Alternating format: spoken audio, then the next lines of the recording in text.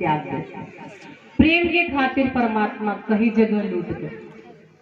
विदुरानी इतनी भावावेश में आ जाती है कि भगवान को छिलका खिला देती है।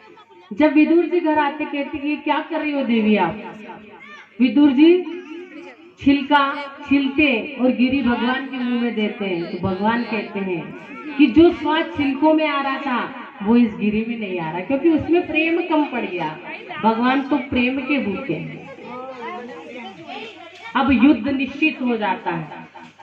कौरवों और पांडवों के बीच युद्ध होता है। कौरव मारे जाते हैं, पांडव विजयी होते हैं।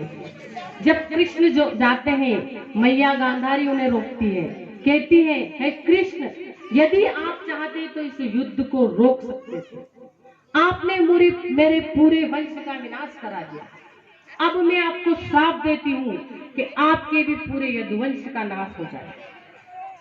भगवान कृष्ण कहते वाह मैया, आपने मेरा काम सरल कर दिया, क्योंकि मेरे वंश का, क्योंकि जिसने जन्म लिया उसकी मृत्यु निश्चित है, मेरे वंश का नाश भी होना ही था। अब यदुवंश देखना, भगवान के पुत्र पौत्र हैं, क्योंकि 16,108 रानियां थी उनके, लेकिन उनका भी विनाश होता है। जिसने जन्म लिया उसकी मृत्यु निश्चित है। इस कथा को सुनने के बाद हमें मृत्यु का भय दूर हो जाता है।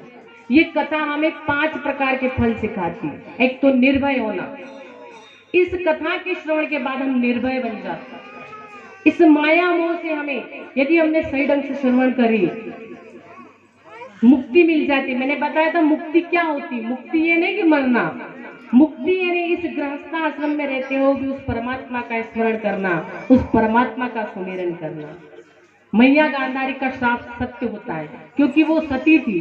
उसके 100 पुत्र थे, लेकिन उसके पति अंधे थे और वो भगवान शंकर की पुजारी थी। उसका श्राप सही होता है। भगवान अपने द्वारिका जाते हैं, वहां जाते हैं। एक दिन क्या होता है, द्वारिका के किनारे कुछ साधु संत लोग इस जगत के कल्याण के लिए, जीवों के कल्याण के लिए वहां आते, मीटिंग करते हैं, बैठक करते हैं, सोचते मनन करते हैं। तो भगवान के जो पुत्र थे पौत्र थे, उनमें से एक कुछ बच्चे होते हैं, उनके मन में ऐसा भाव आता है कि ये जो संत महात्मा इनकी बड़ी परीक्षा है। तो एक बालक के सांब के पेट को कुछ कपड़ों से बांध दिया जाता है और महात्मा के सामने जाके विनोद करते हैं और पूछते हैं कि, कहते हैं कि इसके गर्भ से बेटा होगा या बेटी। मैंने पहले भी कथा में आपको बताया था कि बोलना कैसे, बच्चों को लड़का लड़की नहीं बोलना, बेटा बेटी बोलना। वो पूछते हैं कि बेटा होगा या बेटी। तो वहां दुर्वासा ऋषि भी थे। दुर्वासा ऋषि को क्रोध आ जाता है और जैसे ध्यान होकर देखते हैं कि वो लड़का होता है, उसके पेट में वो कपड़े बंधे रहते हैं। तो दुर्वासा ऋषि श्राप देते हैं कि इसके गर्भ से न तो बेटा होगा न बेटी होगी, वरन एक मूसल होगा जो तुम्हारे पूरे वंश का नाश करेगा। अब वो सब बच्चे भगकर उग्रसेन जी के पास आते हैं, पूछते अब क्या करें, हमको श्राप तो ऐसा मिल गया। क्योंकि आज की कथा में तेज गति से लेना है, 3 बजे आरती होना है, फिर गांव में शोभा यात्रा भी निकलेगी, इसलिए नहीं तो अपन 4 साढ़े 4 बजा देते। अब वो क्या करते हैं, एक काम करें, इस मूसल को पूरा पीस देते, उसको चूर्ण कर देते और चूर्ण को समुद्र में बहा दिया जाता है। एक छोटा सा टुकड़ा बचता है, उस टुकड़े को भी उस समुद्र में डाल दिया जाता है। अब देखना, विनाश काले विपरीत बुद्धि, वो सारे यदुवंशी मैयत नाम की एक मदिरा पीते हैं और सभी आपस में लड़ने लगे। जब वो लड़ते, उनके पास अस्त्र शस्त्र नहीं होते, तो क्या करते, वो जो समुद्र के अंदर एरा नामक एक घास होती है, उसको उखाड़ करके आपस में लड़ने लगते और एक दूसरे को काट मार के वही खत्म हो जाते। बलराम जी भी अपने धाम को चले जाते। कृष्ण सोचते अब मैं क्या करूं। अब वो एरावत नाम की घास क्यों बनी, वो जो चूर्ण था, उन्होंने लोहे का मुसल का उसको पीस करके डाला था, और जो बह के गया था समुद्र की तली पर, उसकी वो घास बन जाती है। और एक छोटा जो टुकड़ा बचता है, वो समुद्र में एक मछली खा जाती है।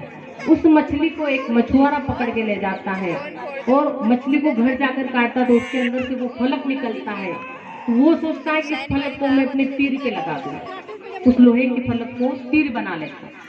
भगवान कृष्ण एक बार सोए रहते हैं जंगल में एक पेड़ के नीचे, अपने पैर पर पैर रख के सोचते हैं, तो उनके पैर का जो अंगूठा है वो ऐसा चमकता है जैसे किसी हीरे की आंख चमक। तो एक शिकारी जाता है, वो शिकारी वहां दूर से बाण चलाता है तो भगवान कृष्ण के अंगूठे में जाकर लगता है। जैसे ही भगवान कृष्ण के अंगूठे में जाता है, रुधिर बहने लग जाता, खून बहने लग जाता है। वो शिकारी पास जाता है, देखता है तो कृष्ण सोए, हाथ जोड़कर प्रार्थना करता है, भगवान ये मेरे से क्या हो गया, मैंने आपके ऊपर तीर चला दिया, धोखे से लग गया, ये तीर तूने नहीं चलाया, ये मैंने चलवाया, क्योंकि पिछले जन्म में तू बाली था, मैंने भी तुझे धोखे से पीछे से मारा था, इसलिए क्योंकि मैं किसी का उपकार नहीं रखता हूँ, परमात्मा किसी का उपकार नहीं रखते हैं। वही शिकारी पूर्व जन्म में बाली था, इस जन्म में कृष्ण की मृत्यु का कारण बना। कृष्ण भगवान अपने धाम जाते, बोलिए श्री कृष्ण चंद्र भगवान की जय। इतनी सारी कथाएं सुनने के बाद परीक्षित के मन में मृत्यु का भय नहीं रहता, वो योग भी सीख जाते, 7 दिन में आसन लगाते हैं, डर नहीं रहता। सुखदेव जी महाराज राजा परीक्षित के सिर पर हाथ रखते हैं, परीक्षित जी समाधि लगाते हैं, योग से प्राणायाम से अपने प्राणों को ऊपर ले जाते। और मैंने दूसरे दिन की कथा में बताया था, हमारी मृत्यु 3 प्रकार की होती है, उत्तम मृत्यु, मध्यम मृत्यु और निकृष्ट मृत्यु। यदि हमने अच्छे कर्म किए तो हमारे प्राण 5 ज्ञानेंद्रियों 5 कर्मेंद्रियों को छोड़कर ब्रह्मरंध्र से निकलते हैं। 11वीं इंद्रिय होती ब्रह्मरंध्र। हम यदि सरल रहे पूरे जीवन में तो हमारे प्राण ब्रह्मरंध्र से निकलेंगे। यदि हमने थोड़ा सा भी गलत किया, किसी को परेशान किया, किसी को तकलीफ पहुंचाई, तो हमारे प्राण आंखों से निकलेंगे, मुंह से निकलेंगे। आपने देखा होगा ब्रह्मरंध्र से किसके प्राण निकलते हैं। कभी कभी हमने देखा होगा कोई व्यक्ति अभी तो यहाँ था, अभी हमने यहाँ देखा था, और 5 मिनट बाद सुनते कि उसके प्राण चले गए, उसके प्राण ब्रह्मरंध्र से जाते हैं। यदि आंखों से मुंह से प्राण निकलते हैं तो पुनः पशु पक्षी जानवर हमको बनना पड़ता है। यदि मलमूत्र के द्वार से हमारे प्राण निकलते हैं तो हमें कीड़े नाली का कीड़ा बनना पड़ता है, या अन्य जो जीव है वो लेना पड़ता है। तो हम ऐसा कार्य करें कि हमारा मोक्ष हो जाए। मोक्ष क्या? मोक्ष का मतलब ये नहीं कि आप योनि से छूट गए, पुनः मनुष्य जीवन हमें मिलता है यदि हमारे प्राण ब्रह्मरंध्र से निकलते। और ये मानव जीवन अपन सब जानते कितनी मुश्किल से मिलता है। ये एक द्वार दिया भगवान ने हमको, उसका नाम जपने का, अच्छे कार्यों के लिए मनुष्य अवतार हमको मिला। कहानी हरि अनंत, हरि कथा अनंत, बहुत लंबी चौड़ी, 7 दिन तो क्या 7 महीने तक भी यदि हम परमात्मा की कथा करें तो पूरी नहीं होती। महाराज परीक्षित ध्यान मग्न मुद्रा में बैठते हैं, क्योंकि उनको शाप मिला हुआ था कि 7वें दिन तक्षक नाग आकर काटेगा। अपने प्राणों को ब्रह्मरंध्र से परमात्मा में लीन हो जाते। वैकुंठ से विमान आता है, महाराज परीक्षित को लेके जाते हैं। बोलिए परीक्षित जी महाराज की। फिर महाराज परीक्षित के लिए सेब लाए जाते हैं, सेब फल, उनमें तक्षक नाग बैठ के आ जाता है और केवल महाराज परीक्षित के सर को शरीर जो होता है उसको डसता है। प्राण तो उनके पहले ही निकल चुके होते हैं। इस प्रकार से ये कथा महाराज परीक्षित को मोक्ष प्रदान करती है। और हम भी भगवान से निवेदन करें कि हमें अभी अच्छी मुक्ति मिले। दत्तात्रेय भगवान ने 13 गुरु अपने जीवन में बनाए थे। 3 बजने को आ चुके हैं। आज की अनुमति हमको इतनी ही मिली हुई थी कि 3 बजे कथा को विराम देना है। कथा की कभी पूर्णाहुति नहीं होती। आज की कथा को हम यही विराम देते हैं। हमारे जो बाहर से जितने भी अतिथि पधारे उन सबका स्वागत इस मंच से समिति द्वारा किया जाएगा। जो भी दान आया, प्रसादी भी बहुत अच्छी बनी है, आज आरती भी होगी भगवान की। समिति से निवेदन, कृपया यहाँ पधारे। छोटा सा भजन समिति वाले आते तैयारी करते हैं।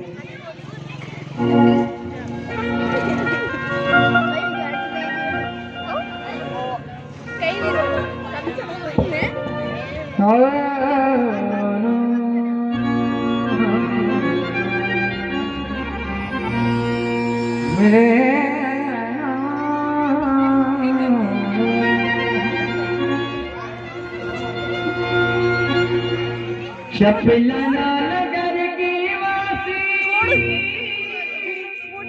सदा खुशी रहना। गलती 7 दिनों तक हम आप लोगों के यहाँ रहे, आपके गांव का अन्न जल हमारे नसीब में था। आज हम आपको छोड़ के चले जाएंगे, आपको भी वेदना होगी, हमको भी होगी। उसके ऊपर एक भजन। गलती हुई जो हमसे माफ कर देना, आत्मा की बात तुमको बतला रहे हैं। हम परदेसी अपने घर जा रहे हैं। हम परदेसी अपने घर जा रहे हैं।